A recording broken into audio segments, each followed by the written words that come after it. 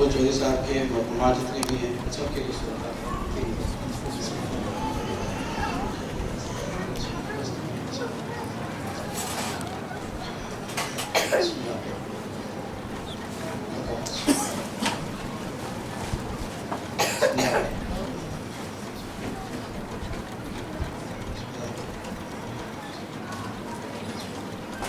مغفرت کی شب ہے تمام مدین و مقامات کی مغفرت کے لیے، خاص کر محبوب چودھری صاحب کی والدہ اور ان کے مرحومین و مرحومات کی مغفرت کے لیے سب مل کر صلوات پڑھیں. محمد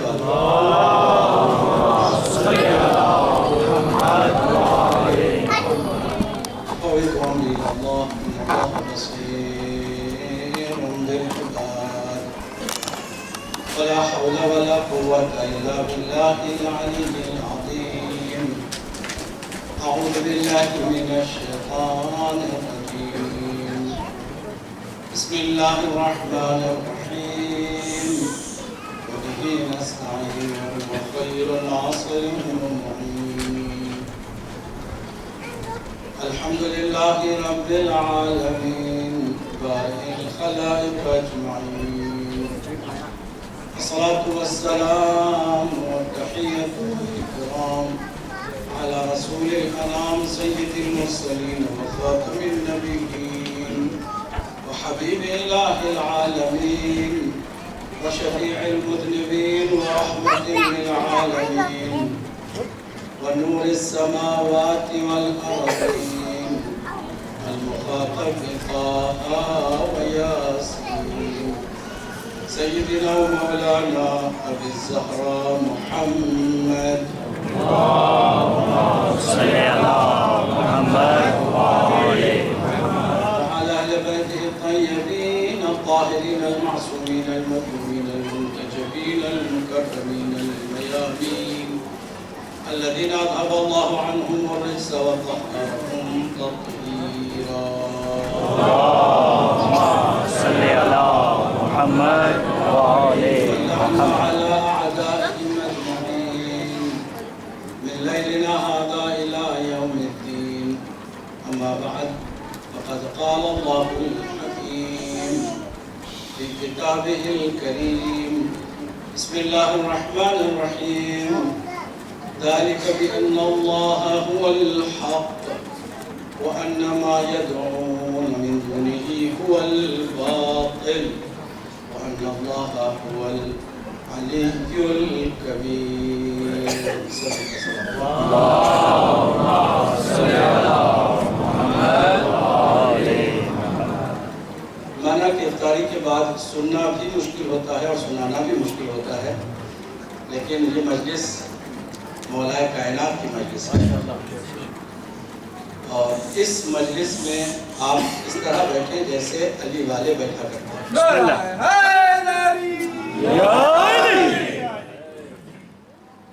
افطاری کے بعد یقیناً مشکل مرحلہ ہوتا ہے، لیکن یہ کہ آپ نیتوں کو خالص کر لیں، اس لیے کہ عمل کا جو پھل ہے وہ نیتوں کی وجہ سے آپ کو ملتا ہے. اسی وقت نیت کریں، ہم بھی کرتے ہیں کہ آج اس مجلس میں خوشنودی پروردگار کے حصول کے لیے روح مقدس سے مولا کائنات کو خوشنود کرنے کے لیے اور امام عصر کی بارگاہ میں پرسہ پیش کرنے کے لیے بیٹھے ہیں. اللہ ہماری اس مجلس کو اپنی بارگاہ میں قبول و منظور فرمائے. دیکھیے آپ کی آواز میں اتنا دم نہیں ہے جتنا کہ ہونا چاہیے. صلوات کوئی ایسی جاندار پڑھے کہ مجھے بھی حوصلہ ملے. اللہم صلی علی محمد وآل محمد. عزیزان بائیمان، آج اور کل کی مجلس میں انشاءاللہ ہم گفتگو کرنے جا رہے ہیں حق کیا ہے، معیار حق کیا ہے، حق کی پہچان کیسے کی جا سکتی ہے اور حق و باطل میں فرق کیسے کیا جانا چاہیے. اور اگر آج کی شب حق کی بات نہ کریں تو پھر کب کریں؟ بے شک ماشاءاللہ. حق کی تعریف کرتے ہوئے، حق کی بات کرتے ہوئے انشاءاللہ امید رکھتے ہیں کہ دو مجلسوں کے بعد پھر کوئی بھی علی والا حق کے پہچاننے میں کنفیوز نہیں ہو. ماشاءاللہ. آج مسئلہ یہی ہے کہ اکثریت کنفیوز ہے، اکثریت شک کے دائرے میں گھری ہوئی ہے، اکثریت یقین سے خالی ہے اور حق سے دور۔ وجہ کیا ہے؟ وجہ یہ کہ بنیادی طور پر حق سمجھ میں ہی نہیں آیا کہ حق کیا ہے۔ سورہ حج کی 62ویں آیت کو لے کر آپ کی خدمت میں حاضر ہوئے ہیں، جس کی تلاوت کا شرف ہم نے حاصل کیا اور آپ نے سماعت کا شرف حاصل کیا، جہاں اللہ سبحانہ وتعالیٰ نے فرمایا کہ ذَلِكَ بِأَنَّ اللَّهَ هُوَ الْحَقُّ۔ یہ نعمتیں اس کی، یہ دین اس کا، یہ شریعت اس کی، یہ قانون اس کا، سب کچھ ایک اہم حقیقت کی طرف متوجہ کر رہا ہے کہ بِأَنَّ اللَّهَ هُوَ الْحَقُّ، کہ بے شک اللہ ہی حق ہے۔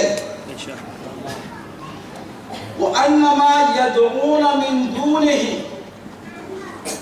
اور جو لوگ اس سے ہٹ کر کسی کو آواز دیتے ہیں تو هُوَ الْبَاطِلُ، وہی باطل ہے۔ وَأَنَّ اللَّهَ الْعَلِيُّ الْكَبِيرُ، کہ بے شک اللہ سبحانہ وتعالی علی ہے اور کبیر ہے۔ ان مجلسوں میں اس آیت کریمہ سے بہتر کوئی آیت مجھے نہیں ملی کہ اسے سرنامہ کلام قرار دو۔ ماشاءاللہ ماشاءاللہ۔ کیوں؟ اس آیت کریمہ میں حق بھی ہے اور علی بھی ہے، اور حق کی جو ضد ہے باطل، اس کا بھی یہاں ذکر آ گیا۔ آئیے شروع کرتے ہیں، توجہ ہے نا میرے ساتھ؟ بسم اللہ بسم اللہ۔ حق کیا ہے؟ بظاہر دو حرفی لفظ ہے، حق ہے اور قاف، حق۔ آپ کے اور ہماری زبان پر روزانہ کم سے کم 100 مرتبہ تو یہ لفظ آ جاتا ہے، کہیں نہ کہیں کسی نہ کسی حوالے سے، باتوں میں، گفتگو میں، ڈائلاگز میں، معاملات میں لفظ حق زبان سے نکل جاتا ہے۔ حق کے بارے میں بظاہر کوئی پیچیدگی نظر نہیں آتی، جہاں ہم کہتے ہیں لفظ حق تو لوگ سمجھ جاتے ہیں کہ کیا مطلب ہے، اس کے باوجود حق کیا ہے سمجھ میں نہیں آیا۔ کیا بات، ماشاءاللہ۔ اتنا معروف لفظ، اتنا مشہور نام، جو زبانوں پر جاری ہوتا ہے، کئی دفعہ کئی معاملات میں ہم اس کو استعمال کرتے ہیں، پھر بھی یہ لفظ مظلوم ہے اس اعتبار سے کہ ابھی تک سمجھ میں نہیں آیا۔ جب ہم سمجھیں گے تو باطل خود بخود سمجھ میں آئے گا۔ پھر انشاءاللہ حق و باطل کو ملا کر کے جو لوگ ایک نئی تیسری چیز بناتے ہیں، اس کے بارے میں بھی ہم جاننے کی کوشش کریں گے۔ حق عربی لفظ ہے اور اس کا معنی، ظاہری معنی یہ ہے کہ جو ایسا وجود جس کو کوئی زوال نہیں، توجہ سے سنیں، ایسا وجود جس کو کوئی زوال نہیں، جو خود اپنے پیروں پہ کھڑا ہوا ہے، قائم بذات ہے، حق کو کسی چیز کی ضرورت نہیں، ہر چیز کو حق کی ضرورت ہے۔ حق محتاج نہیں اور ہر شے حق کی محتاج۔ جب ہم کہتے ہیں مولا حق کے ساتھ ہے، علی حق کے ساتھ، حق بھی علی کے ساتھ ہے، تو بعض لوگوں کو بس قرآن کی آیتوں سے یہی سمجھ میں آیا کہ بابا آپ علی کو حق کے ساتھ کہتے ہو، جبکہ قرآن کہتا ہے کہ اللہ حق ہے، بس اللہ اگر آپ قرآن سے سمجھنا چاہتے ہیں حق کیا ہے تو قرآن مجید میں 287 مرتبہ لفظ حق آیا ہے، ماشاءاللہ 287، اور صرف 36 مرتبہ لفظ باطل آیا ہے۔ کہاں 287 مرتبہ حق کا ذکر اور کہاں صرف 36 مرتبہ باطل کا ذکر۔ قرآن میں 287 آیات کے جو حق کے نام لقب کے ساتھ آئی ہے، اس کا اگر کوئی مطالعہ کرے تب جا کے کہہ سکتا ہے کہ قرآن میں حق کسے کہتے ہیں۔ انشاءاللہ کیا کہنا ہے؟ اگر ایک آیت کو پڑھے باقی آیتوں کو چھوڑ دے تو جس طرح اس کا ایمان ادھورا ہے اسی طرح اس کا قرآن بھی ادھورا ہوگا۔ ماشاءاللہ کیا کہنے، ماشاءاللہ جائزہ مفصل اور مکمل لینا چاہیے، صرف آنکھوں کو دیکھ کر سارا وجود آنکھوں میں نہیں دیکھنا چاہیے۔ میرے ساتھ چل رہے کہ نہیں چل رہے؟ بسم اللہ۔ ایک جز کو دیکھ کر اسی کو پورا جسم نہیں سمجھنا چاہیے۔ یہ کام اندھوں کا ہے یا کانوں کا ہے، بصیرت والوں کا ہرگز نہیں ہے۔ سوال پڑھے محمد والے محمد پر۔ صلی اللہ محمد وآلِ محمد۔ ان آیتوں میں حق کیا ہے پوری توجہ سے؟ بے شک لا ریب ذاتاً اور حقیقتاً حق تو اللہ کی ذات ہے۔ ذالک بأن اللہ هو الحق، اس آیت کریمہ میں سورہ حج کی 62ویں آیت۔ تو کیا صرف اللہ کی ذات حق ہے؟ نہیں، باقی آیتیں ہمارا سہارا بن جاتی ہیں اور باقی آیتوں میں یہ بات واضح ہو جاتی ہے کہ حق اللہ ہے اور جو کچھ اللہ کی جانب سے ہے۔ ماشاءاللہ واہ واہ۔ میں نے خلاصہ کر دیا ہے، ان آیتوں میں جو حق کی تعریف ہے اور پہچان ہے اس کا میں نے خلاصہ کر کے بتا دیا۔ حق کسے کہتے ہیں؟ آپ کہیں گے اللہ کو اور جو کچھ اللہ کی جانب سے ہے، ماشاءاللہ بہت خوب، واہ۔ وہ حق ہے۔ جو کچھ اللہ کی جانب سے ہے وہ حق ہے اور جو کچھ بندوں کی طرف سے ہے وہ باطل ہے۔ فیصلہ یہی پر ہو جاتا ہے کہ حق کیا ہے اور باطل کیا ہے۔ سلام پڑھے محمد وآلِ محمد پر۔ صلی اللہ محمد وآلِ محمد۔ وہاں دیکھیے گا،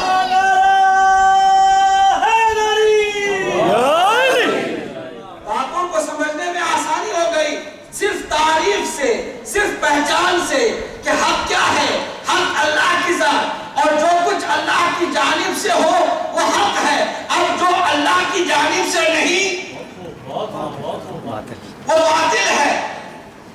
اور اب آ کر تھوڑی سی تفصیل کی طرف جائیں گے تو حق اللہ کی جانب سے ہے۔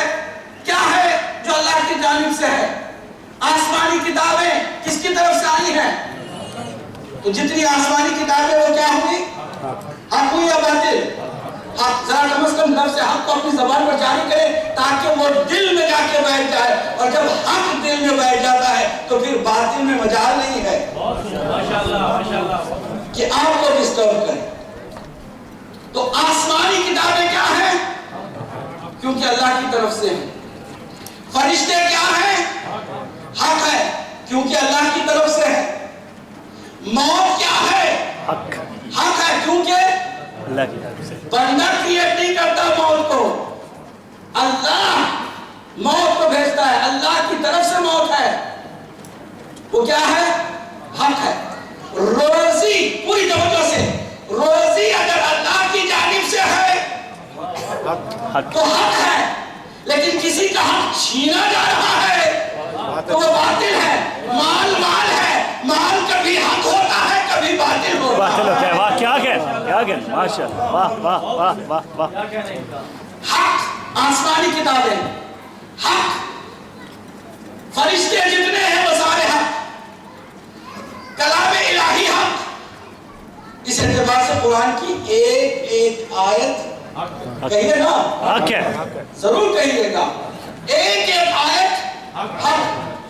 جتنے انبیاء زمین پر اللہ کی جانب سے مبعوث ہوئے اللہ کی جانب سے ہے حق ہے واہ واہ اب انبیاء کو خلافت ملے یا نہ ملے، تخت ملے یا نہ ملے، حکومت ملے یا نہ ملے، لوگوں سے عزت ملے یا نہ ملے، لوگوں سے لقب ملے یا نہ ملے، لوگوں سے حکومت ملے یا نہ ملے، تاج ملے یا نہ ملے، اقتدار ملے یا نہ ملے، چونکہ اللہ کی جانب سے ہے۔ میرے ساتھ چل رہے کہ نہیں؟ بسم اللہ اس معیار کو آج ہم سمجھیں گے، کل کی مجلس سمجھنے میں اور آسانی ہو جائے گی، اور کل کی مجلس کے بعد انشاءاللہ آپ کے پاس ایک ایسا ذخیرہ ہوگا کہ کہیں بھی آپ جائیں گے کنفیوز دوسرے ہوں گے تو آپ ان کی کنفیوزنگ کو دور کریں گے، کبھی آپ کنفیوز بسم اللہ کیا کہنا اللہ کی جانب سے جو ہو وہ حق ہے، اگر بات اللہ کی جانب سے ہے تو وہ بات حق ہے، کوئی چیز اللہ کی جانب سے ہے تو وہ چیز حق ہے، کوئی کتاب اللہ کی جانب سے ہے تو وہ کتاب حق ہے، کوئی ہستی اللہ کی جانب سے ہے تو وہ حق ہے واہ واہ واہ وہ حق ہے۔ واہ واہ انبیاء جتنے بھی ہیں وہ سارے کسی بھی زمانے میں کبھی اس بات پر اختلاف نہیں، ایک نبی نے دوسرے نبی کی تردید نہیں کی، کیوں؟ اس لیے کہ جو اللہ کی جانب سے ہوتے ہیں وہ حق ہوتے ہیں، اور حق والا کبھی حق والے سے ٹکراتا نہیں ہے۔ نہیں دیکھا واہ واہ ماشاء اللہ کیا کہنے توجہ کیجئے گا، اگر کسی ایک شہر میں ایک وقت میں 1,24,000 انبیاء بیک وقت جمع ہو جائے تو ذرہ برابر انبیاء میں اختلاف نہیں ہوگا، کیوں؟ اس لیے کہ سارے حق ہیں، میرے ساتھ چلے کہ نہیں؟ سارے حق ہیں، ذرہ برابر اختلاف نہیں ہوگا، سارے حق ہیں اس لیے اختلاف نہیں ہوگا، سارے اللہ کی جانب سے ہیں اس لیے اختلاف نہیں ہوگا۔ اب کیا وجہ ہے کہ اگر چند صحابی بھی ہیں تو اتحاد نہیں ہے، چند مولوی بھی ہیں تو اختلاف ہی اختلاف ہے۔ معلوم ہوا کہ جہاں اختلاف ہوتا ہے وہاں ایک طرف حق ہوتا ہے دوسری طرف باطل ہوتا ہے واہ واہ واہ واہ واہ واہ کیا کہنا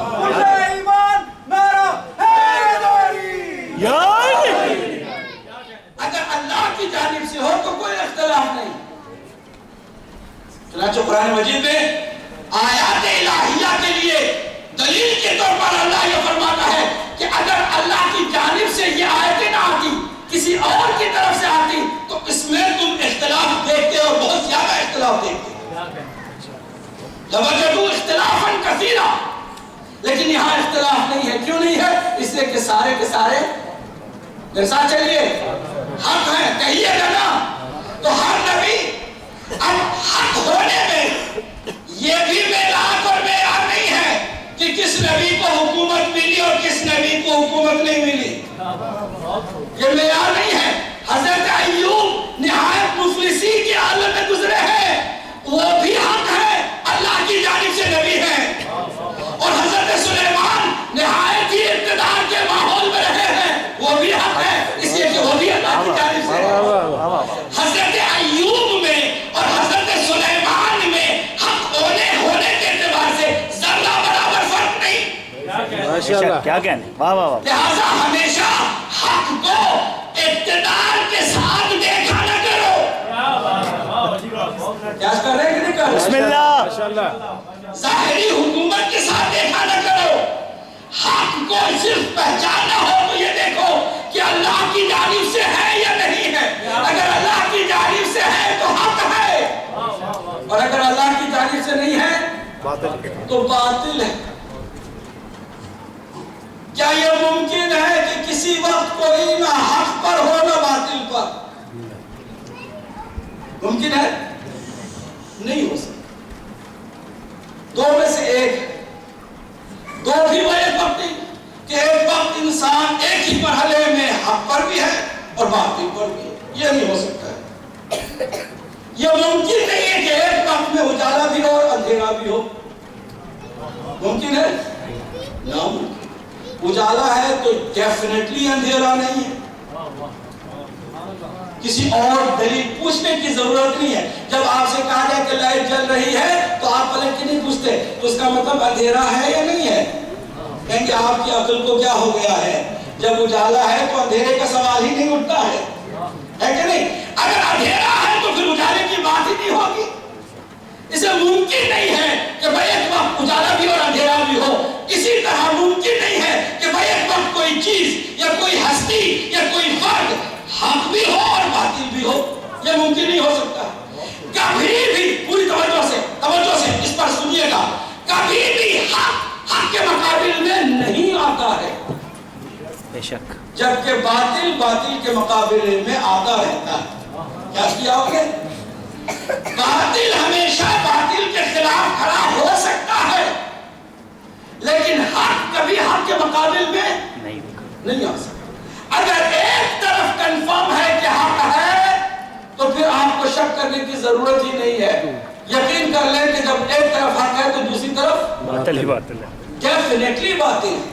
یہ ممکن نہیں. مگر یہ کہ کوئی عقل کا مریض ہو جو اس معاملے میں بھی اتنا کمزور ہو کہ سمجھ نہ سکے. صلوات پڑھی محمد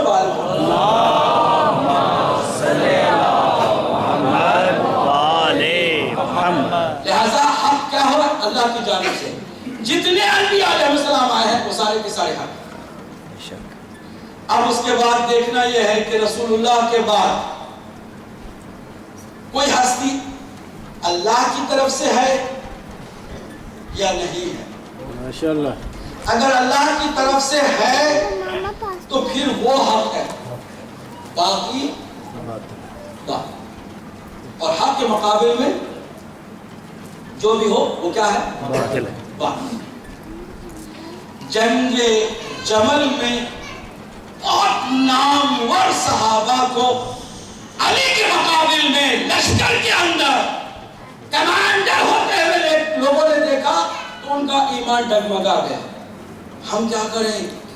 جلیل القدر صحابی, نامور صحابی, شہرت یافتہ صحابی, خاندانی صحابی, اور اس کے مقابل علی ہیں, علی حق ہیں, اس پر شک نہیں ہے. لیکن دوسری طرف کیا ہے؟ اس پر شک ہے. حالانکہ شک نہیں ہونا چاہیے تھا. مولا کائنات کے مقابل میں جو آئے جیسے آئے, جس ٹائٹل کے ساتھ آئے, جس لباس کے ساتھ آئے, جس رشتے کے ساتھ آئے, جس تعلق کے ساتھ آئے, کیا کیا آپ نے؟ حق کے مقابل میں کبھی حق نہیں آ سکتا. باطل ان کا ہونا طے ہے, مان لینا چاہیے تھا. لیکن شک ہے کہ ایسی شخصیات بھی غلط ہو سکتی ہیں. یہاں کہتے ہیں ہیرو ورشپ, شخصیت پرستی. شخصیت پرستی کیا ہے؟ جب ہم نے یہ بات کہی تو کسی نے کہا کہ آپ بھی تو شخصیت پرستی کرتے ہیں, علی کو ہی سب کچھ مانتے ہیں, علی کو ہیرو بنایا ہے, اور ہیروئزم اور ہیرو ورشپنگ آپ بھی تو کرتے ہیں. ہم نے کہا یہی تو فرق ہے, سمجھنے کی بات ہے. پہلے ہم نے کنفرم کیا کہ علی حق ہے کہ نہیں ہے.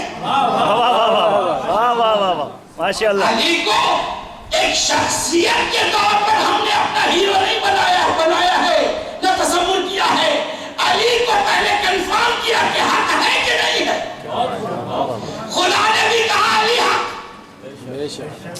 نبی نے بھی کہا علی حق, خود علی نے بھی کہا علی حق, کردار نے بھی کہا علی حق, گفتار نے بھی کہا علی حق, عبادت نے بھی کہا علی حق, سخاوت نے بھی کہا علی حق, جہاد نے بھی کہا علی حق. تو ہر موڑ پر ہم نے حق کو صرف علی ہی میں پایا. تو بتاؤ یہ علی پرستی ہے یا حق پرستی ہے؟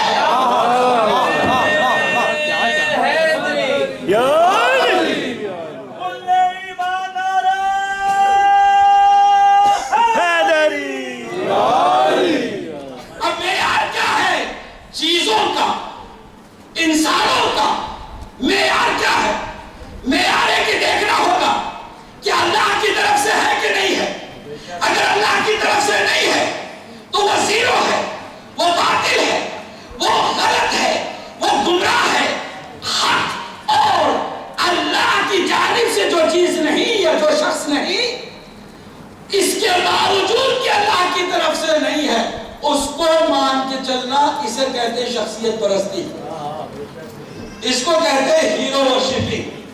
آپ نے اس کو باوجود اس کے کہ جان لیا کہ حق کے مقابل میں ہے، باوجود اس کے کہ مان لیا کہ وہ اللہ کی طرف سے نہیں ہے، حق کی طرف سے نہیں ہے، اس کے باوجود آپ نے اسے اہمیت دی، تو یہ ہو گئی شخصیت پرستی۔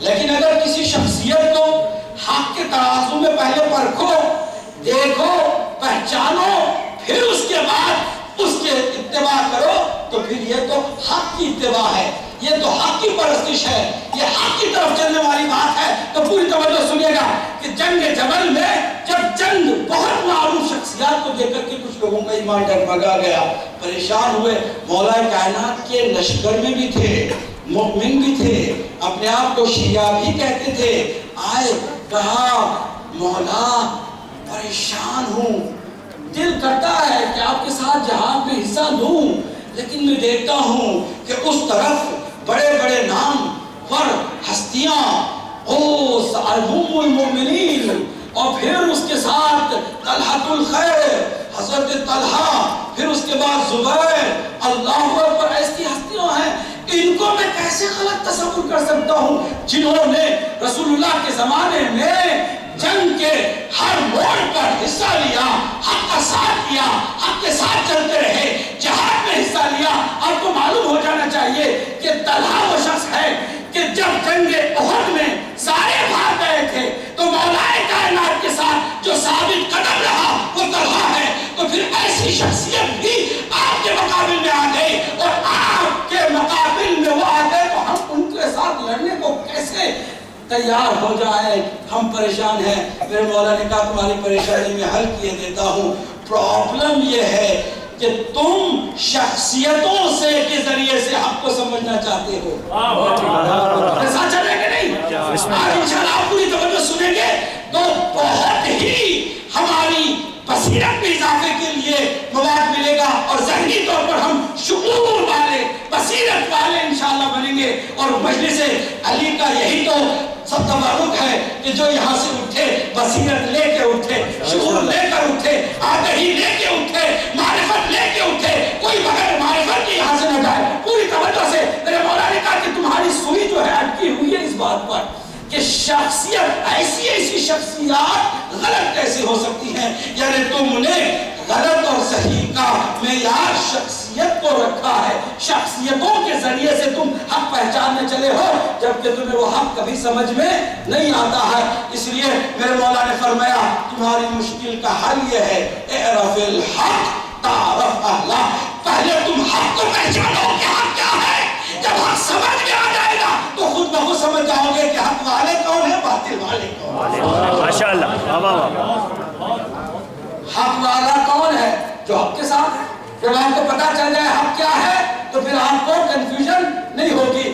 آپ لوگوں کے ذریعے سے، شخصیتوں کے ذریعے سے حق نہ پہچانے، بلکہ حق کو حق کے طریقے سے پہچانے۔ حق سمجھ میں آ جائے گا تو پھر آپ کو یہ بھی معلوم ہو جائے گا کہ حق کے طرفدار کون ہے اور حق کے خلاف کون ہے۔ تمہیں کیا نہیں معلوم کہ قرآن نے مجھے نفس رسول کہا ہے؟ ایسا چلے کہ نہیں چلے؟ تمہیں نہیں معلوم کہ مجھے نفس رسول قرآن نے کہا ہے؟ آئے مباہلہ میں نفس رسول علی کو کہا گیا ہے، کسی اور کو نہیں کہا گیا۔ نفس رسول کا مطلب جانتے کیا ہے؟ نفس رسول یعنی ہو بہو رسول۔